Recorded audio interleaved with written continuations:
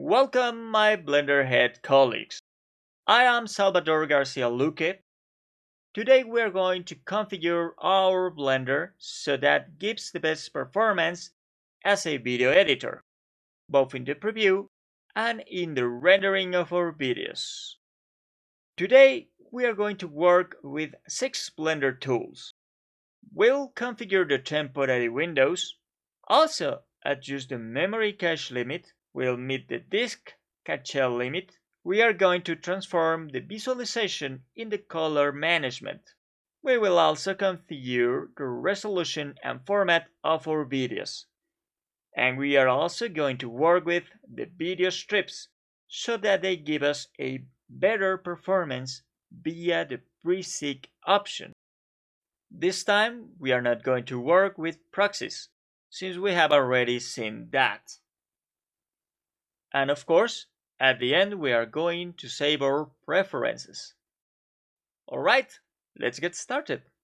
We open our Blender. This time we will be using the version 2.90. And since we have Blender open, let's select Video Editing as the new file type.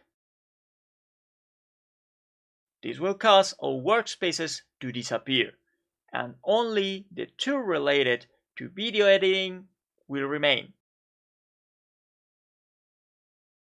Having done this, we go to the Edit menu, Preferences, which will cause this new window to appear. We go to Interface, and from there to Editors, Temporary Windows. There we will notice that we have two options, of which we are only interested in the one above, the one in the rendering drop-down menu. We select it, we open the drop-down menu, and we are going to notice 4 options. 3 of them, full screen, image editor, and new window, they will always create and display the video images or sequence of images that we are rendering in some way, either creating a full screen in the Blender window, changing one of the editors to an image editor that shows us the images, or creating a completely new window, which will cause part of the processing of our computer to be affected and have to dedicate space to show the images being rendered, which means that it's going to take some of that processing and dedicate it solely to that. We can prevent that processing taking place if we select the Keep User Interface option. That only will provoke a bar to appear at the bottom of Blender showing our video's rendering progress. We select Keep User Interface, and let's move on to the next part. We now turn to the System section. The first thing that we are going to notice is that we have 4 options up here when we switch to the System section option. These are the options that we can count on to render in cycles. Depending on our graphics card, it will be the option we must choose. In my case, my card supports CUDA, but with other cards it could be either of these two, or even if your card is very old, possibly none. In addition, at least in the case of CUDA, we can also add the processor so that they work with the rendering or even the preview of our images. Having said this, let's move on to what we really want to see. That is the memory cache limit. Normally, this will appear in 4096 megabytes dedicated to the cache of the video preview. This is dependent on the amount of RAM you have on your computer. In my case, it's 32 gigabytes, so I can increase it a bit more. For now, I'm going to leave it at 12,000, so this can create a larger processing space dedicated to video previewing. We can make this memory floating, or it may be being stored on a disk, which will cause this process to not be floating and can dedicate much more time to other parts since it is going to deposit it within a directory, a folder. We can assign the directory in these options, the folder in which we want our cache to be stored. We can give it a limit. 0 always means infinity, and we can give the cache a level of compression. As you can read in this thumbnail, the smaller the compression, the larger the files. But the decoding will not be so heavy. It will not take so long to decode. So, well, depending on your computer, we are going to select one of these options. It is best to leave it in something more balanced, so you can stay low. We have high and none. We can leave it low, but the truth is that with floating memory we can work quite well. If you think you need this, perfect, use it. Having done this, we will save the preferences. Normally we have the autosave on and these three options appear. We click on preferences and voila, it has already been saved. The button may appear outside if you have the autosave disabled. Be careful with this because if you make changes and do not save it, you will simply lose them. But since we have the autosave activated, when we close Blender, these preferences will be saved. We close this window, and now we are going to transform the visualization in the color management. We go to the property editor, we go to the render properties, and from there we go to the bottom. We are going to close all these tabs. We are going to open the last one, color management, and there of all these that we have here, exposure, view, range, and the sequencer, the only that really interests us is this, view transform. You will usually find it set on filmic, which is a different kind of saturation and also the level you will be working on. Let's quickly add a video.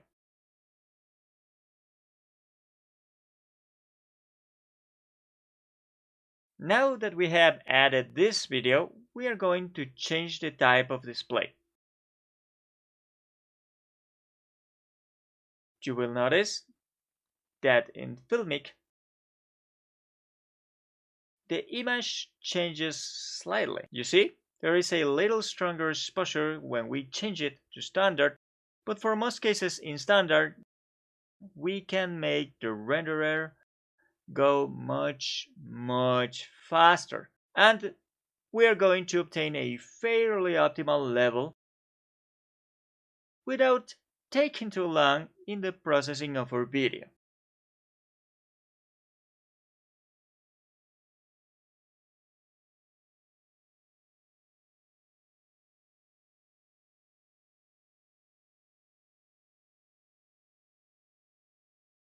Let's now move on to the resolution of our videos. In this part of the output, in dimensions, we will find this presets list. We don't have to change them manually. we already have the options practically ready. We have several 10,080 options, being perhaps this the one that most convinces me. If we take, for example, this other one, the HDTV,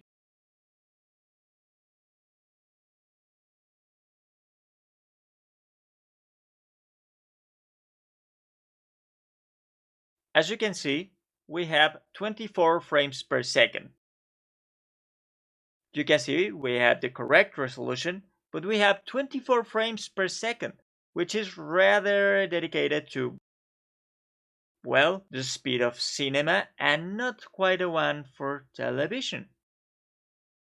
If we put it in 25, we will be working with the PAL formats. And if we put 29.97 with the NTSC format.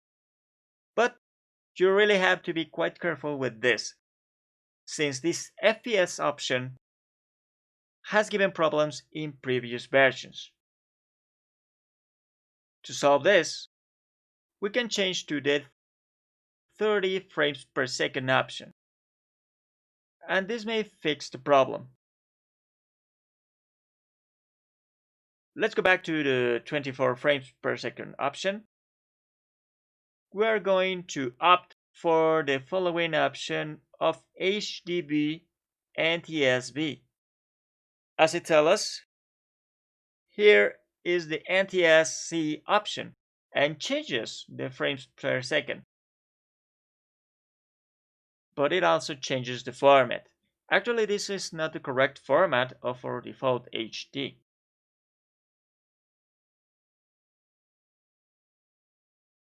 It seems that here we don't have an option that is exactly what we are looking for. So I'm going to leave the HDTV 1080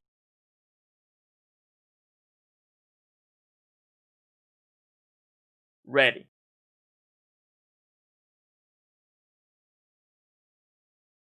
Now we are going to configure the output. We have here a bar where we are going to tell it where we want to deposit the rendered video. Click here and a file browser will appear, like this one, to be able to grab our video. Below this, we have the format of our file. We select the drop-down menu and we see many image options and 3 video options. The AVI JPG, which is perfect for when we render animation tests. The AVI RAW, when we want to take a video without any compression, which will obviously be edited again later. And the FFmpeg video, which is the video with compression. This is the option we want. This option opens this new sub-tab where we can do the encoding. Here we have many more options. And we also have a list of presets. In order not to work all this, we will choose to use the strongest, the best for me. That option is the H.264 in MP4.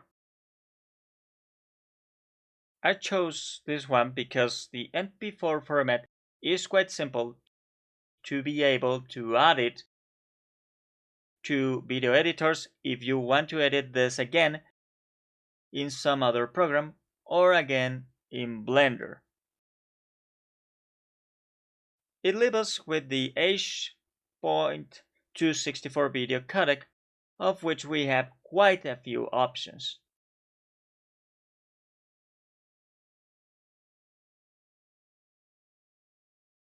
Some of these options allow us to make videos with alpha. As you can see, here the option is already open. But well, this time we are going to keep it on this one, since this codec is quite good and gives us quite good compression.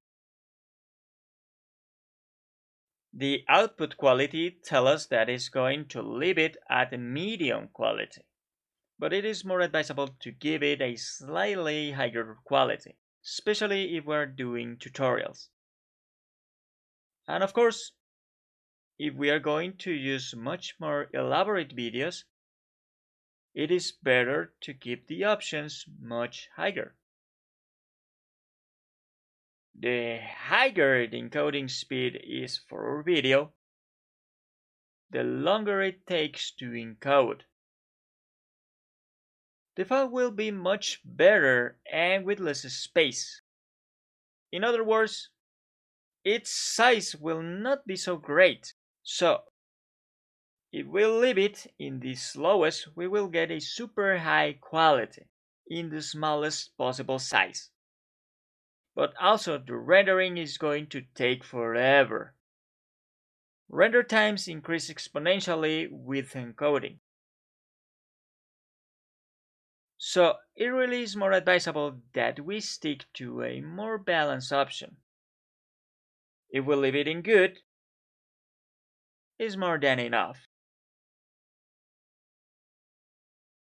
The interval between keyframes is recommended that there be 18 frames between each keyframe. That is what we are indicating with this bar, especially if our videos go to the internet. You know, platforms like YouTube.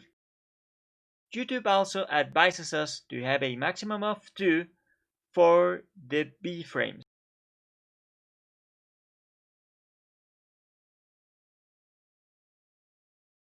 About the audio codec, we have to activate it. We don't really have any preset here. And if we don't select any, well, our video will come out without audio.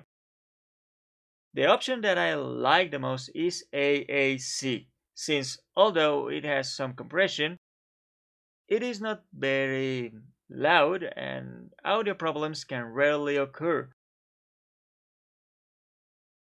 Some noise that is not correct or something that has not been rendered, that is cut or not heard. So we leave it in AAC and we leave these options as they are. And with this, we have our videos, our format, and the size ready. Now, finally, let's move on to setting the preset. Well, as you can see, having changed the FPS, we have also changed the audio strip sync. Let's remember that here we can know what is the speed with which this video was recorded, and it was in 25. If we want to maintain this synchrony, which in this case for us it is not important, we are just setting the standard, the settings that we'll normally be using. So you don't have to do it again every time. Well, we simply can just change it to 25. But, well, in this case, I'm going to leave it at 30 since I don't really care. In fact, we are going to remove it. I choose now the video strip and we are going to work on the preset or the MPEG preset. We are simply going to increase this to its maximum, which is 50. What this will do is that it will search 50 frames ahead and it's going to start working them before we get to them, making our FPS much more stable. Well, with that, we have finished with the options we have to configure in Blender. The last thing we like to do is to save the preferences for all this. And we achieve that by going to File, Default, Save Startup File.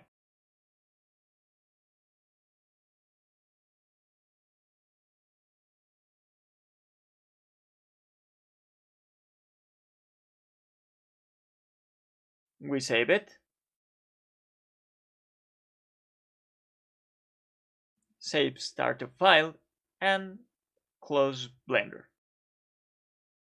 We open Blender again. We are going to notice that apparently nothing has happened. But if we open this, video editing, we notice that we even still have the video. We have the options 30 here ready, but you have to be careful, because if we open the normal options, we will continue with the options that we already had before. Only when we go to Ctrl N to a new file and select video editing is that we're going to obtain these new configurations that we have adapted. We're going to remove this because we don't want the video to appear the next time we open Blender. We're going to save it again. We're going to default, save startup, and I do it again, save startup file, and done. Now, the next time I open Blender, the video will not appear. Ctrl N, General, Ctrl N again, video editing, there it is, and we have all those options.